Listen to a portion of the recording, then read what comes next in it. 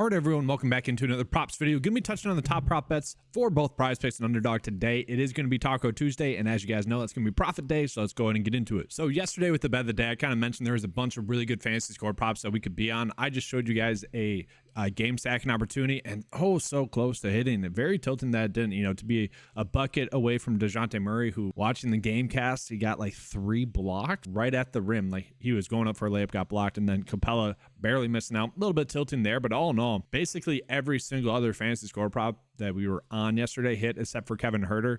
All in all, a pretty good day, and I hope that we can, the data is going to be good like that again today. Now, looking at the prop bets that we have right now, I am doing this video a little bit earlier. We're not getting any fantasy score props just yet. I'm going to go through the process like I typically would, and then right now for college basketball, we're only getting one game. There are a lot of games on the docket today, or on this slate of today, so that should be an edge as well, so I'm kind of looking forward to that.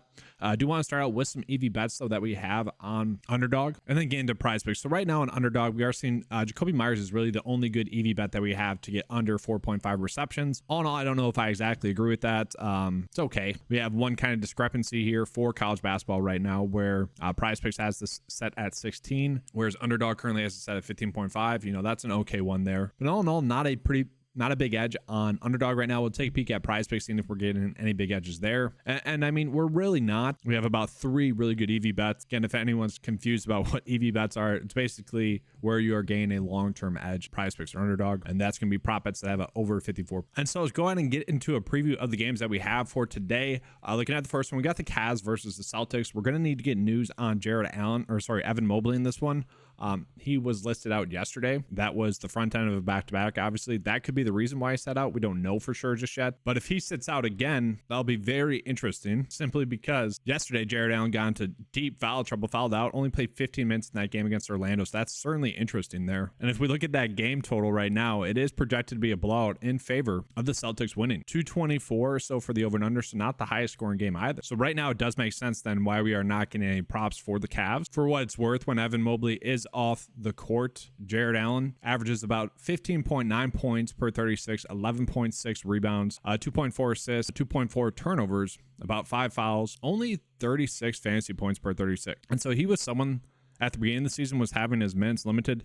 We're not worried about that anymore. What we are worried about is the matchup with Boston. Not the best matchup. And then another player that does benefit minutes-wise is Niang here, but we're not looking at him in terms of production, especially prop betting. Now, strangely enough, Darius Garland is someone that does get a bump in his usage. With Jared Allen off the court, he gets about a 4.6 bump in his usage, averages about 9 more fantasy points per 36, averages about 6 more actual points per 36, which is strange because he only averages about 2 more shot attempts. So the points really shouldn't go up that much. And all the other data points are basically the same. Gets about 1 more assist and 1 more rebound, which again is strange, but maybe he'd be the player that we're looking at to continue to have a good game, because he has been someone that has been playing extremely well thus far this season. Let's go ahead and get in Boston. They should be a little bit easier to figure out. So looking at Boston right now, we aren't getting that many props. They're going to be fully healthy as well, so that's going to be more difficult for them to predict given the fact that they're healthy. And with them being fully healthy, it kind of makes them all probably just stayaways, really, because you don't know exactly which one is going to have the good game. You just know that 2 of their starters are probably going to have a good game. Now, Derek White has been playing extremely well and been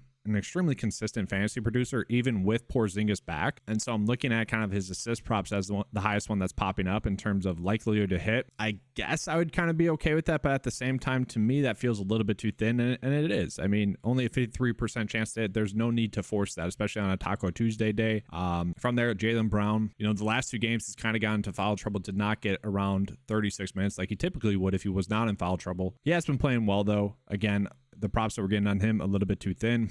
We see the turnovers, almost 52.5% chance to hit. Don't feel the need to go in on that. I am actually curious, though. Like, we see this one with Porzingis. It's set at 6.5 for rebounds. Underdog has it currently set at 7. I'm not seeing why. The average sportsbook line is giving it about a 51% chance to get over 6.5 rebounds. The only reason I could see Underdog giving that line is simply because, they're thinking Evan Mobley is going to be out, and maybe that helps Porzingis get a few more rebounds in this one. Because if you take out one of the bigs, that kind of leaves them susceptible. And so I guess I'd be okay with that one. But to me, it's just definitely it feels also too thin. Like, I just don't see a prop bet that we need to go in on for this first game. And like DFS, DraftKings, FanDuel wise, like I'm not touching that game as it sits right now. So like prop betting wise, it would make sense not to touch it as well. Looking at the next game, we got the Lakers versus the Mavericks. Hopefully a fun game. 235, 234.5 is going to be the over and under. It's about a 2-point spread. Looking at it, we need to get the news on both Kyrie Irving and then Derrick Jones Jr. is someone that left yesterday's game. Grant Williams was listed out yesterday. Josh Green was listed out yesterday. Tim Hardaway Jr. was listed out yesterday. Now, we need to get an injury update on all these players simply because that was the front end of a back-to-back. They could have been sitting because of that. So we don't know for sure kind of why they were sitting. We just know that they sat. And so if they do sit again and Derrick Jones Jr., I'm assuming is going to be out. I think we can assume that. One player that we kind of know is going to benefit with those players out, especially if Grant Williams sits, is going to be Dante Exum, who had himself a very good game last night and then also had a very good game with Kyrie Irving out the previous game. And so that's going to be another point of emphasis that I want to call out is that Kyrie Irving currently questionable. I think we're assuming that he's going to sit in this game. So with that, I think Dante Exum is going to continue to play pretty well. And then we also look at someone like Luka, who has really just been on a solid tear, like very consistent. Luka, his last game against the Lakers, really had a good game as well. 39 minutes in that game. And are we expecting that production out of him? 30 points, 12 rebounds, 8 assists? Probably not, but chances are he's going to have a good game. And I'm a little bit surprised that we're getting Luka props, but at the same time, it does make sense. Like his role doesn't really change too much with Kyrie off the court or on the court. Like his usage is just going to be there. What I am surprised by is Vegas giving us that line and then PrizePicks giving us these props. It's pretty much telling me that it doesn't matter who else is on the court with him. This game is going to stay close, which is kind of fascinating to me.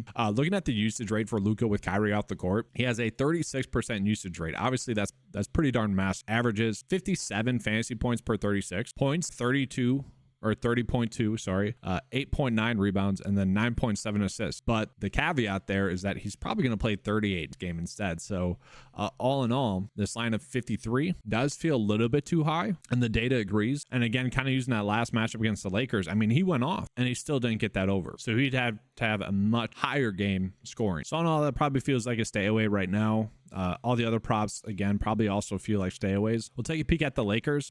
With the Lakers, we know they're going to always list LeBron and AD as questionable. The other players that we are really concerned about, or the players that we are actually concerned about, is like Vanderbilt. If he's out, what does that mean minutes-wise? Maybe for Christian Wood, Christie, and whatnot. Hachimura as well. Would he get a little bit of an additional run? And then also Reeves, for what it's worth. Like him and D'Angelo Russell have not been getting a ton of minutes. Now, Reeves has been extremely efficient in the minutes that he has been getting. But those two players right now just kind of seem like stayaways. Like, sure, Russell finally got 32 minutes in that game against Indy, but his minutes are all over the place. And so those two players become very difficult to trust. And I think the one player that we want to go in on the most is actually going to be AD, simply because he gets an awesome matchup going against Dallas. Bigs against Dallas is a thing, and I'm looking at this 16.5 line for points and assists for Anthony Davis, and I think I like that. Now, my concern is that obviously they're coming in off of that in-season tournament win. Maybe they just don't, I don't want to say care, but like we saw them gain heavy minutes. 41, this game was a blowout. 31, 39, like they were getting heavy minutes in that in-season tournament. And so my concern is that we don't see those minutes again, and because of that, their likelihood to hit their overs in this game is significantly reduced. Now, in that game against Dallas last time out, he had 17 rebounds and assists, played 36 minutes in that game. It was a close game. Again, this game is projected to stay close, but that is also part of my concern. Like he only played 36 minutes. Like if he got 38 in that one, I'd be much more comfortable with this. But all in all, I do think that there is a slight edge here. Yes, the day is only given about a 52% chance to hit. I would say it probably should be around 53%. All in all, it's really predicated on whether or not those minutes are going to stay there, and we really don't know. That's the biggest toss-up. It's very risk-reward in that regard. And like logically speaking, I think it does make sense. Limit LeBron and AD's minutes a little bit. They're not going to get 40 minutes again. It's probably going to be closer to 36. Then from there, we do see LeBron at points and rebounds as an okay one. You know, he's someone that had a pretty good game against Dallas last time out, but you look at this, basically right in terms of what he put up in that game as well. And I would say today there's a more likely chance that one of them sit, again, just coming in off of that in-season tournament win. It wouldn't shock me if one of them sat. So now let's go ahead and get into the next game. We got the Nuggets versus the Bulls. 7-point spread, a very low scoring game at about 220 or so. Looking at the injury report for for Denver, they're good to go. Looking at the Bulls, Caruso listed out yesterday. Zach LaVine probably going to be out as well. Now, Caruso could play in this one. Don't get me wrong, but he's only going to play around, I shouldn't say only. It's going to be 20 to 30 minutes, whereas Zach LaVine is looking like he's going to sit. Okay. He didn't travel. It's back in a back-to-back. Yeah, he's going to be out. And so with that, I think we're just looking at Kobe White to continue to dominate. Now, my concern, guys, is that game against Milwaukee went into OT. And so it is concerning because minutes wise, are they going to get those heavy minutes again? Like, is this one of those games in which maybe the Bulls coming in off of an OT game, instead of like Kobe White getting 39, 40 minutes like he had been getting, maybe only gets 33. You know, they kind of go to their bench a little bit more, but they also kind of can't. Like Javon Carter didn't get too much run because they don't want to give him too much run. AO as well, still only 26 minutes in that game. I mean, whoa. Yeah, the Tony Snell day. Oh man, that's terrible. But yeah, like DeMar DeRozan, you know, he's been getting around 40 minutes or so. He went off in that game. It should be a decent matchup for them. Patrick Williams, if he can stay out of foul trouble in this one, going against Denver, I think that's always a little bit of a concern. He should be someone we're looking at. And then we look at Vucevic. He would be a logical candidate to see maybe slight minutes reduction, and then someone like Andre Drummond who can really go off on a point per minute basis. Maybe he's someone that slightly gets bumped. And so it is a little bit annoying that the only prop bets that we are getting right now are for DeMar DeRozan, because I do think Kobe White, he's been their star, like really has been. It's been Kobe White, then DeMar, then Vooch. And this kind of echoes the point I've been saying about Zach LaVine. Trade him when he's healthy. The Lakers would gladly take him. I will say it does become very interesting if Kobe White, if his points, rebounds, and assists is at the exact same line as like DeMar or lower, because again, he has been someone that has been going off. And for the most part, he's been kind of crushing that over. Now, it is a more difficult matchup, I will say, against Denver. There is some concern there. Earlier on this season, again, very different role, 31 minutes, 11 points, 5 assists, 2 rebounds. Actually, I would say that's pretty good. And now that I'm thinking about it, guys, if Caruso plays, I probably am expecting him to get like 25 to 30 minutes. But for what it's worth, with LaVine off the court, Kobe White has a 22% usage rate thus far this season, averaging 36 fantasy points per 36, 22 points, 4.6 rebounds, 5.2 assists. Again, he has been playing more minutes though, and that's very crucial, is that he's playing closer to 40. Now, when you tack on Caruso being out in that, the points go up to 25, rebounds are 5.3, assists are 5.9, so that certainly does help. And so now we go ahead and take a peek at Dallas. I am pulling up Underdog. I was hoping that we'd be getting a little bit more NBA props for that. We currently aren't. All in all, the prop bets that we're getting for Denver, especially for Jokic, you know, probably a little bit too thin. Granted, the game's expected to stay close, and we love that. Was interesting. Michael Porter Jr. was one of the best under fantasy score prop bets yesterday. He struggled. He really struggled. 1 for 11. That is crazy. But what do I kind of always? I like to target players that are coming in off of a poor night shooting in their next game, because typically speaking, that's not going to happen again. And so he's someone that I do think would be a candidate to have a much better game. And maybe we target him for a bounce back spot. Obviously, we do care what the data says. Freaking Aaron Gordon ruined my Underdog 3-slip bet yesterday that I gave you guys. Whereas Royce O'Neal under points hit, and then Keontae George over assist hit. I mean, he crushed the over rebounds. That's not something that typically happens. Only played 29 minutes in that game. Again, with Denver, it's like those two bigs, Porter and Gordon, you never know for sure what their minutes are going to be. Jamal Murray does get a kind of difficult matchup going against the Bulls, and he's someone that had a very efficient shooting day. He is someone that I could see actually have that reduced. And look at that game against the Bulls, only 10 minutes, got injured in that game, but didn't play well. And we look at Jokic, the last game against Chicago. He had himself a typically good game, 16 rebounds in that game, so Vooch wasn't really much of a hindrance in terms of him getting rebounds. All in all, if you wanted to run out the over 12.5 rebounds, again, that's only at 52%. You could do that though. And it's kind of an okay sample size. You had Devin Booker active in that game, and he did really go off in that game. Easily got his over. Kevin Durant was active in that game. Bradley Beal was not. But with like Grayson Allen out, I'm not saying Bradley Beal is Grayson Allen by any means. But you take like Eric Gordon's usage and Grayson Allen's usage, and you just put that into someone like Bradley Beal. I don't think it like changes Booker's production too much. So yeah, again, just to recap, I think we could be gaining a massive edge there with Booker. Then the only other prop bet that we are kind of getting right now is going to be Yusuf Nurk. He has been someone that really kind of the concern with him always is the minutes being there. Now he has been getting around 30 minutes with this team, which is awesome. That matchup with Golden State, got 4 fouls in that game. Didn't play that many minutes. Tough to really have a big takeaway from that. I would say the lines that we were getting on him make it a lot of. I do want to point out this Devin Booker 3-pointers made is kind of interesting. I would say if Durant and if Beal are active, I actually think the over becomes a little bit better just because you're getting like maybe one more open look. So I do find that line to be a little bit fascinating there. And now we go ahead and get into the last game on this slate. It's going to be the Kings versus the Clippers. A 3-point spread, 234 for the over and under. Looking at the injury report, nothing really significant in terms of what what we have seen recently. So we go ahead and get into the Kings right now, and the props that we're getting right now for the Kings are going to be their 2 studs, De'Aaron Fox and also Sabonis. Makes sense. We're not really getting any good prop bets for them though, and I will say the other prop bets that we're going to get for them, this team, I probably don't care for. You look at like someone like Kevin Huerter, he got into foul trouble, only played 17 minutes in that game. You can't really predict the minutes to be there. Keegan Murray got 34 minutes, actually shot the basketball well in that game. That's great. That's why he got the minutes. Harrison Barnes, only 27 minutes in that game.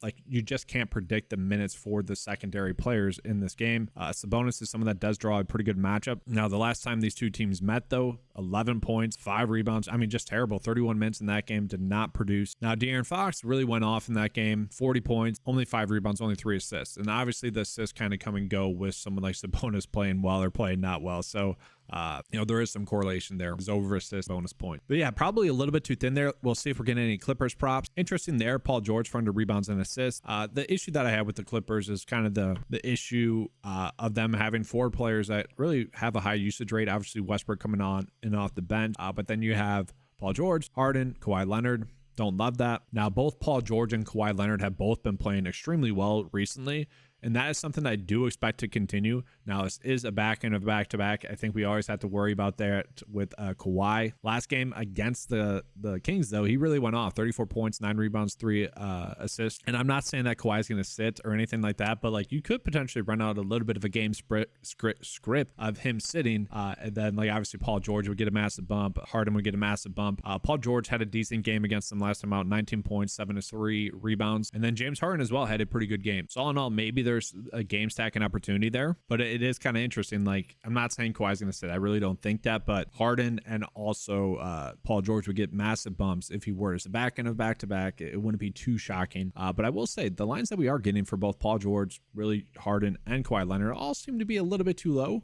Like, if you wanted to include that in a flex, hoping that 2 out of 3 hit, I think I'd be okay with that. And real quickly, I do just want to mention a couple of NFL props that to me are kind of shocking in terms of the yards, like Rachaad White going against Green Bay. We just saw them get kind of crunched on the ground by Saquon Barkley, Matt Breida, Tommy DeVito. They're just not that good against stopping the run. And don't get me wrong, like, I don't think White's like all that great, but he has taken advantage of, 2 pretty good matchups over the past 3 weeks against Carolina and also Indy. That should be a good matchup for him as well. So that one seems to be very low. And if we kind of look at the data, that's actually going to be a much better bet on Underdog, where the yards are 4 lower. So I think we can get there. And then also looking at Zeke as well, to me, I think that's a very good Underdog bet, because if Stevenson is out, I think there's a decent chance that Zeke does get that over. And then another one that I really do like as well, I kind of like both of these, honestly. Tony Pollard against Buffalo, that's going to be a pretty good matchup in terms of rushing production. I think he has a good chance to get over there. But Kyron Williams going against Washington, this should be a plus matchup for them.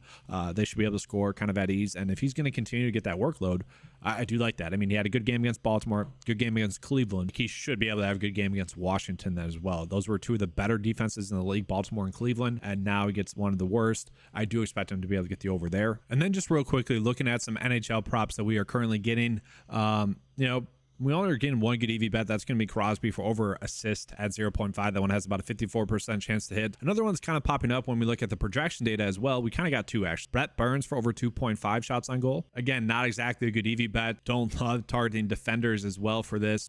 My guess is that Ottawa is a team that's up a lot of shots on goal, and that's why this is being favored for the over. I'm not an NHL expert by any means. Just kind of interesting that the data, average sportsbook line is favoring the over there, and then also the projection data likes the over. And then we also have this one for under shots on goal, where the projection data has it set at 3. Vegas is kind of liking the under there as well. All in all, like, those would probably feel like we're forcing it as well, so don't love that. And guys, typically I would love to give you guys a bet of the day. Right now, I just really don't feel comfortable like doing it based off the prop bets that we currently have. Like, I might do a 1 p.m. video like I've done in the past. If this gets 100 likes, I can easily do that. It's kind of the unfortunate side of doing NBA content, is you're really at the mercy of PrizePicks in terms of when the lines come out. It's typically why I like to do the videos later, but then again, I'm kind of sacrificing really my channel by having the videos come out later. Looking at it, I do think there's a slight edge with Booker. Again, if KD sits, you would be gaining a massive edge there. If we potentially get news that Kawhi sits, again, I don't think think that he will, but if he were to sit, I think then we'd be looking at Paul George to have a really big upside game, and then also James Harden. But that's kind of it. Like, we don't exactly have the news that we need to have. I will say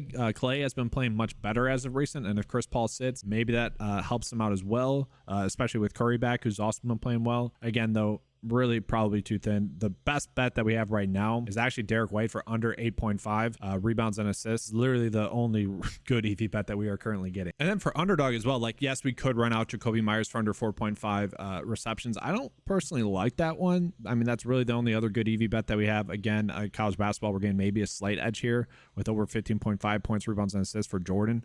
But really, these are all a little bit too thin as well. So I don't want to give you guys a bet of the day unless it has over a 54% chance to, unless we're getting an edge. And so, yeah, once those fantasy core prop bets come out, then I feel more comfortable. So yes, that's going to be all for today's video, guys. Thank you guys for being here. Again, if you guys want access to that 95 Sports cheat sheet to get those better bets when they come in throughout the day. I mean, we have a lot of college basketball, NFL, NBA. We're going to have prop bets come in. It's going to happen. Head on over to 95sports.com. That's available for just $10 a month. Thank you guys for watching. Let's have a good slate. And as always, let's do cash.